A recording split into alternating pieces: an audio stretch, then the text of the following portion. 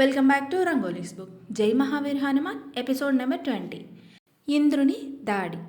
ఆంజనేయుడు సూర్యునికి దగ్గరగా వచ్చే సమయానికి ఇంద్రుడు కూడా తన అత్యంత శక్తివంతమైన ఏనుగు మీద ఎక్కి అక్కడికి చేరుకున్నాడు.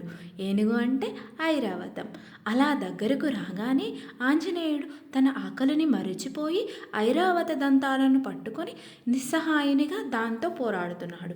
ఇంద్రుడు తన శక్తివంతమైన వజ్రాయుధంతో మెరుపుదాడి చేశాడు.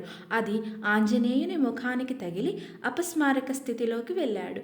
అలా ఆంజనేయుడు అపస్మారక స్థితిలో భూమిపైకి తేలుతూ ఒక పక్షి ఈకలాగా ఎగురుతూ పడ్డాడు.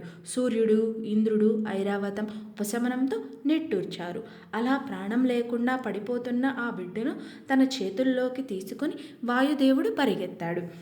వాయుదేవుడు ఎగురుకుంటూ ఒక గుహలోకి వెళ్ళి తన బిడ్డను ఎవరైతే ఇలా చేశారో వారి మీద ప్రతీకారం తీర్చుకుంటాను అని శపథం చేశాడు.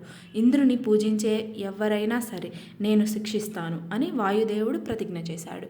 అదేనండి, టు బి కంటిన్యూడ్ అప్కమింగ్ వీడియోస్లో చూడండి. ఈ కంటెంట్ కనుక మీకు నచ్చినట్టయితే లైక్ చేయండి, షేర్ చేయండి, సబ్స్క్రైబ్ చేయండి. Thank you so much.